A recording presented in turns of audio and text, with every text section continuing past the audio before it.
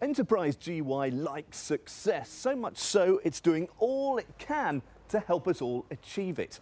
Here in Great Yarmouth, we're talking to business leaders, asking them for their secrets of success. Secrets learnt where it really matters, in the marketplace.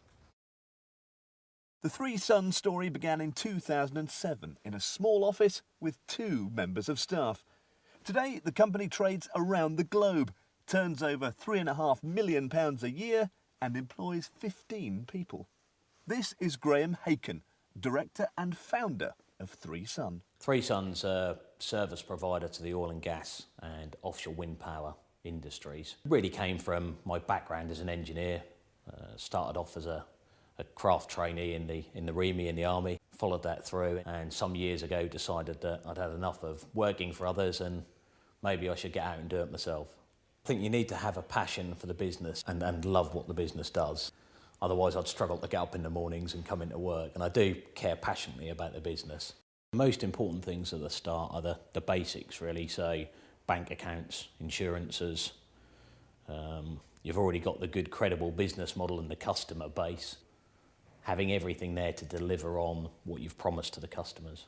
We had a motto of start small, appear bigger, showing yourself as a bigger entity, attracting a larger customer base, but being small enough, flexible enough to respond to the needs of the market, and at the same time keeping your costs down, which is the most important thing when you're setting out.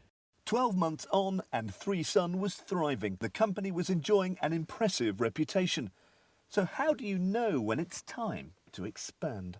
I think it's the right time to hire people and expand when people are busy. And secondly, when you're at that point where really your resources internally are getting to the point where they're not meeting the demand on them. Select candidates for suitability to the role, not on the fact that you like them, they're friends, or some other means. I think growing a business through referrals is by far the easiest and most cost-effective way of growing a business.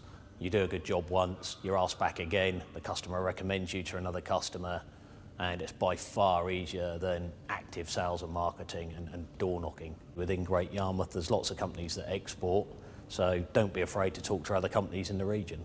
Training too has played a major part in Three Sons' success. This is Stuart Brand, once projects and operations manager, now operations director. I don't think you can ever know enough. I think you'd be naive if you thought you did.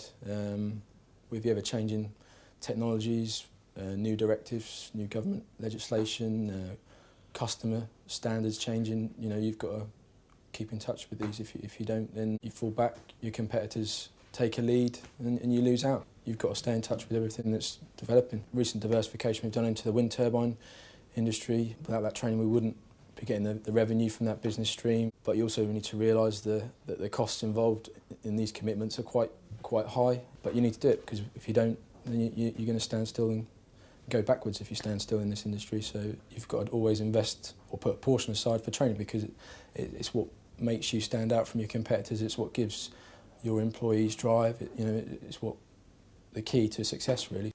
So what advice is there if the financial climate changes and choppier waters lie ahead?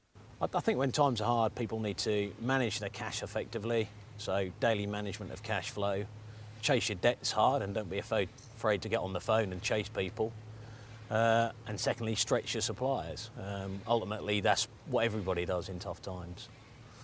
I don't think in today's current economic climate it's important to be loyal to a bank. I think you need to shop about and get the best deal for you as a business that fits at that time.